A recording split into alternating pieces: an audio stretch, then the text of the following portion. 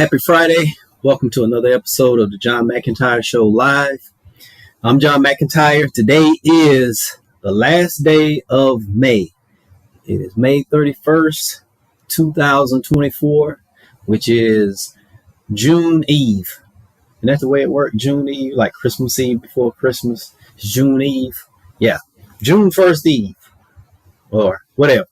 And so, yeah, you can tell it's Friday.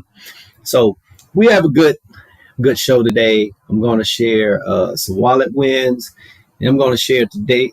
Friday is Book Club Friday. So I'm going to share another book, an actual classic from my library. Last week I talked about the first financial book that I bought that was really on money. This was the first success book that I bought, that I purchased.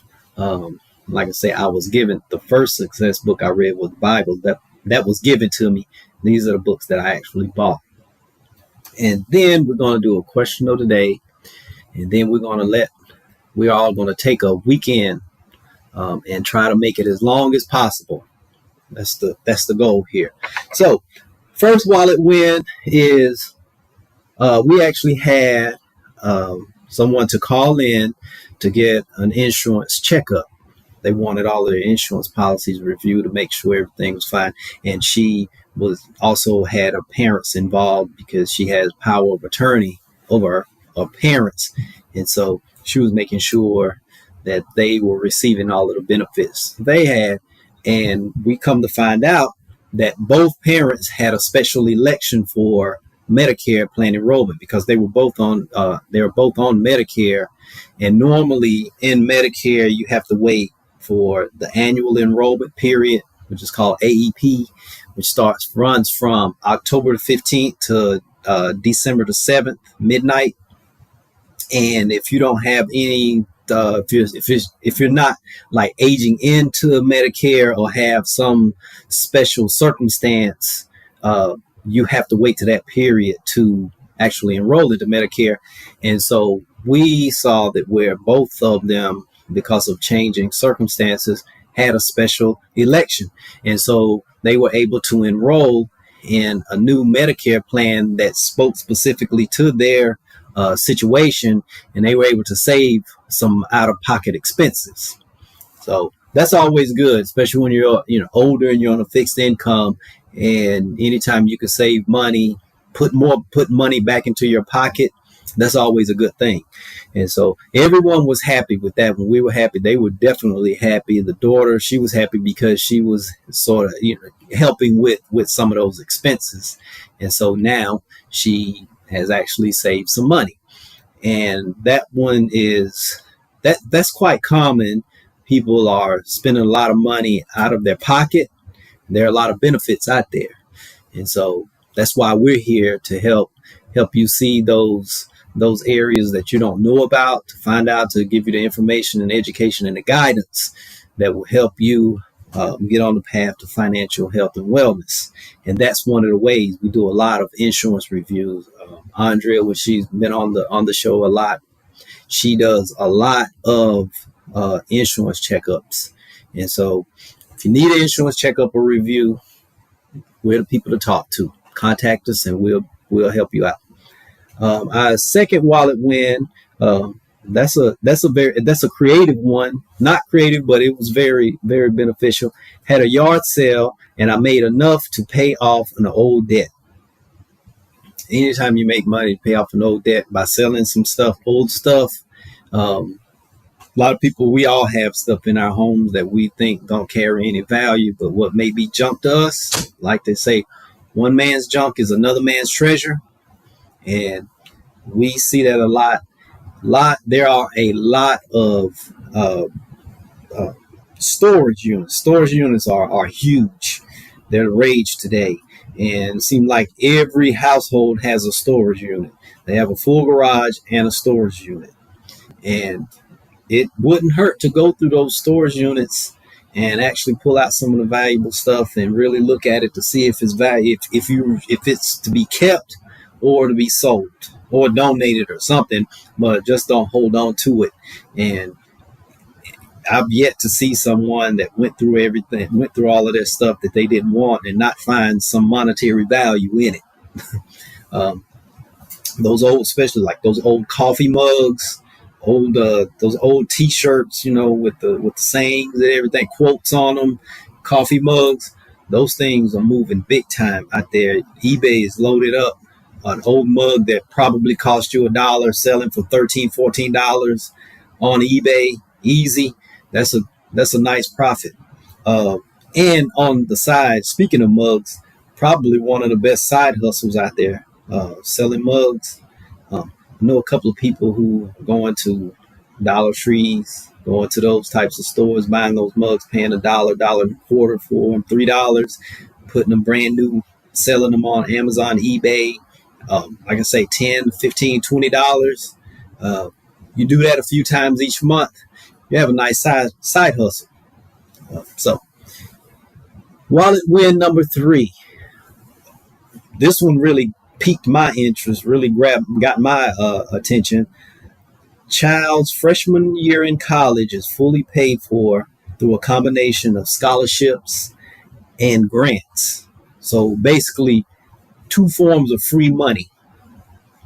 That's always good. A child, one of the biggest gifts you can give a college graduate is the gift of no debt, not having to make any student loan payments. So starting out, we know there's a lot of kids coming off college campuses, 100,000 in debt already. And their first job may only pay 50,000. So I've always used that. I've said it a lot of times on the show. You come off negative. Say, for instance, you had to spend 100,000 in college. Your first job, 50,000. You're starting your career 50,000 in the hole. So it's 2 years. You have to go first year to break even. Let's just say you was paying everything off. You used all of your money to pay everything. You actually received 50,000. First year is the break even. Then your second year is actually you're starting to live, if it went that way, in that type of a scenario. So to get scholarships and grants grabbed my attention because I have a rising junior in high school.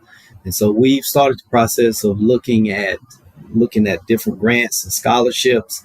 There are a lot of them out there, and I'm going to have a couple of college planning consultants on who will share some of their expertise on financing college without debt.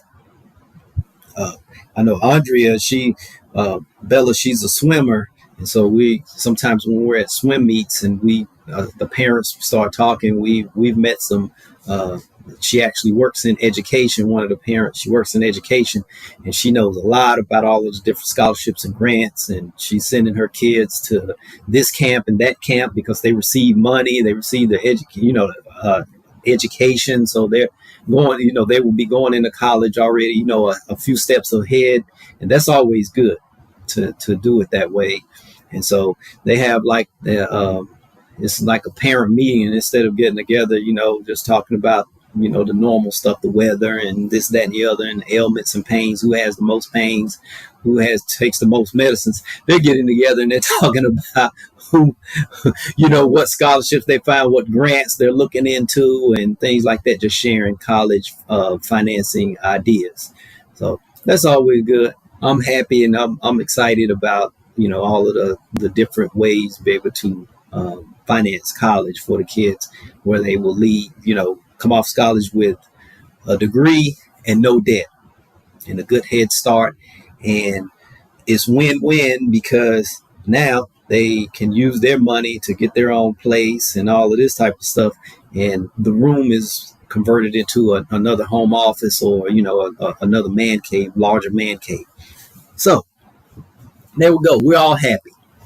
All right, had 3 good wallet wins there. Now I want to share my actual book from my success library, and this is definitely a classic. Everyone's heard of the actual authors of this book. And this book that I have today is Success Through a Positive Mental Attitude by Napoleon Hill and W. Clement Stone. And everyone knows Napoleon Hill. He wrote probably one of the best-selling personal development books out there, self-help book, Think and Grow Rich. I found this one first. When did I buy this? Let's see, because I always date it. Bought book in June 1995. Okay, so had the book for a long time, and you can tell I've read it. You can see the little tabs and everything on it. This book, last week I talked about The Richest Man in Babylon. I bought this book at the same bookstore, but a couple of years apart. What it was, because they just didn't carry a lot of books, and I found this book 20 miles away in the closest bookstore that sold all different types of books. And so this book has been very valuable to me. Three of the biggest lessons I got out of it, even though it was a lot of lessons. This book is written a long time ago, but if you take this book and apply it today's times, let's change, a little bit of the verbiage, is a little outdated and everything. But the principles are time tested. They are classic principles. First principle: the greatest thing you can do to attract success is to have a habitually positive mental attitude. Because that's what the title of the book is, Success Through a Positive Mental Attitude. And this is not saying, be what they would call Pollyanna, where you just don't see negative. It's not saying to deny the negative. It's just saying don't allow the negative, have a positive mental attitude to where the negative doesn't get inside of you and affects your life and your attitude. Because there's two attitudes in life: a positive attitude or a negative attitude, mental attitude. And so this one is just saying to have an habitually positive mental attitude, because the number one determining factor of success is a positive mental attitude, or PMA, as he said it, because he said, on your mind is like a talisman. And I think talisman is an old word for like charm or something. I use the term coin. One side, a coin has two sides, positive or negative, and probably the big number one determining factor is to have that coin up on positive. In your mind, look at your mind like a coin. Keep it in a positive mode. That way, you when you work it that way, you change your perspective to see opportunities that always come from difficult situations. You can see the actual opportunity. All problems, what I learned from this book, all problems are presenting an opportunity. But if you have a negative mental attitude, you will just see it as just negative, and you go into the woe is me, it'll make you quit. You won't think, you won't use your mind to creatively solve problems, which is what the positive-minded people have done. The greatest people in history are basically people that had a positive mental attitude, looked at a problem or a negative situation and flipped it to an opportunity or solved the problem. They used their positive mental attitude to solve the problem. And so any situation that you're in, we talk about personal finance here. Someone has a difficult financial situation. If you can get your mind into a positive state and look at it that way, you will see how you can get yourself out of it. You can see what you need to do to get out of it. If you're in a negative mental attitude, you'll just paint yourself into a corner and just feel stuck and feel hopeless. You'll lose hope. And once hope is gone, you're pretty much on that serious slide downward. Well, positive mental attitude, it says keep that mind positive to where when you see a difficult situation, you will automatically have your mind trained to search for the opportunity. And that has helped me all throughout my life. Once I read the book and understood it, and with some mentors, with the right mentors, I've been able to look at each situation and see a positive in it, not denying the situation, because that is where the opportunity is. I'm not denying the situation. I'm just looking for the opportunity, because I know, okay, here's the difficulty. Where is the opportunity?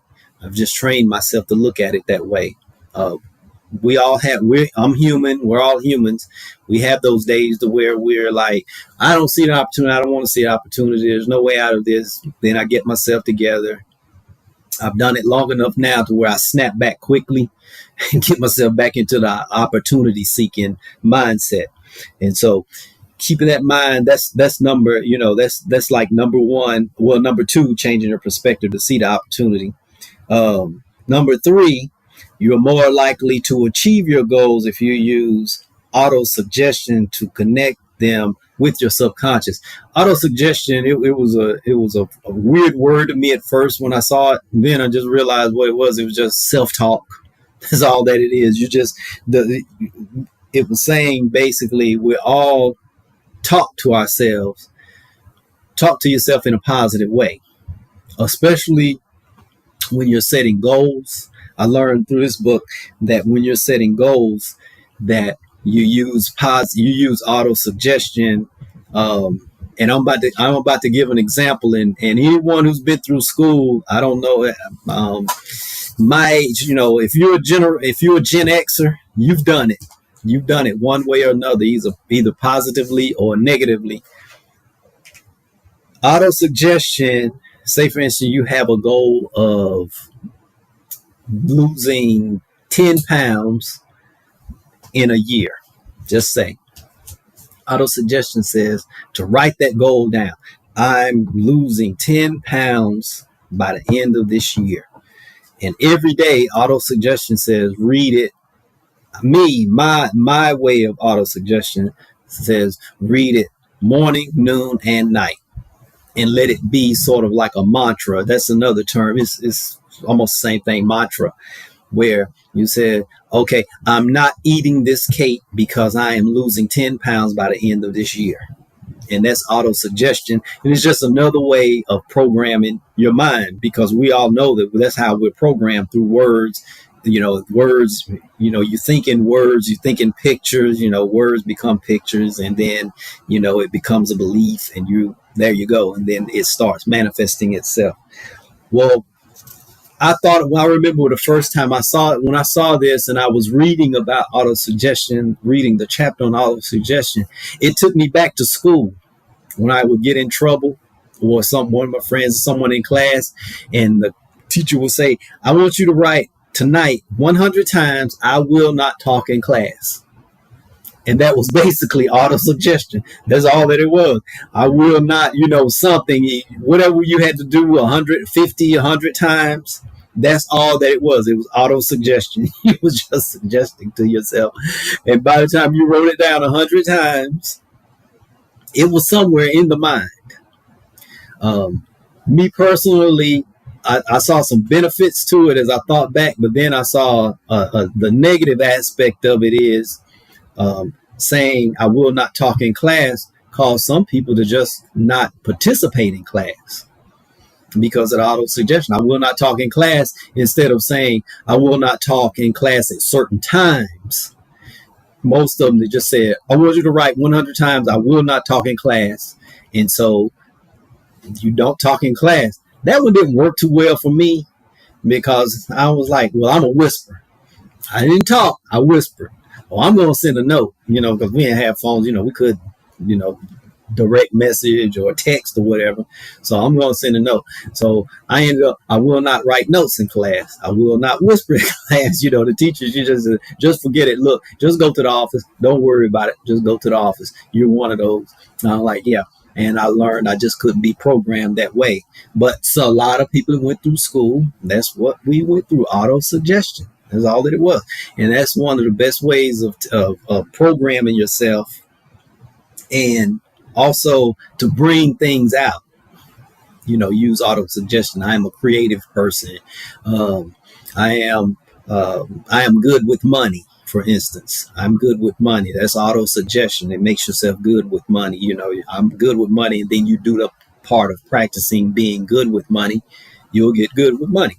So that's what it is. Those were the three. Although there were hundreds, this book, it says on here, the world famous book that could be worth millions to you. Yeah, easy. This easily is a $1 million book. And I spent, what did I pay for this book? $6.99 for this book, like $6.99 for this. And I mean, it's still teaching to this day. It still teaches me. It's one of the books that I refer to every year.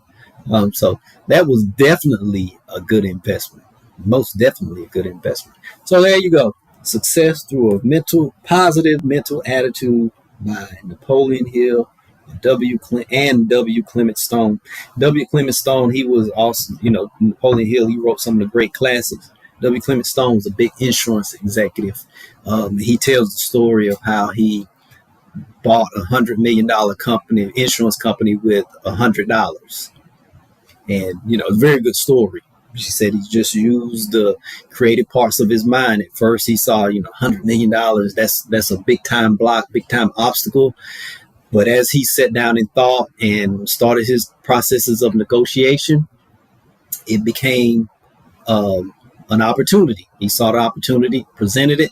There you go. Built one of the Combined Insurance, which was a big insurance company at one time. So there you go. Good book. I hope you will go and at least check it out. Today's time, you can get it much cheaper than that. $6.99 wasn't bad, but you can get a good used copy off of eBay or Amazon or whatever, real cheap. So good book. Put it in the library. I'll share another one next Friday. Now, before I go, my question of the day is, what was the worst purchase you ever made on impulse? What was the worst purchase you ever made on impulse? We've all made impulse purchases, impulse buys. I can think of, it took me a minute to I was like, well, I have more than one. So I had to weigh it out. It's a good question to throw out there. What was the worst purchase you ever made on impulse? And if you've ever been the victim of a impulse buy that was too large to where it almost messed up the finances, and you need to get back on track, give us a call, contact us. Our information is on the screen before we go. If you want us to help you look at all the areas of your finances, we can help you there. Contact us. Go to our website. Contact us through the website, johnmcentire.com. Or give us a call, 1-800-342-3199. And we will set an appointment. We don't have to meet in person. We can meet through Zoom, Skype, whatever is pick your poison, pick your way of communication, and we will work with it. So I hope you have a happy weekend. We will see you Monday, same time, 11 o'clock a.m. Eastern Standard Time. And until Monday, have a good weekend. We'll talk.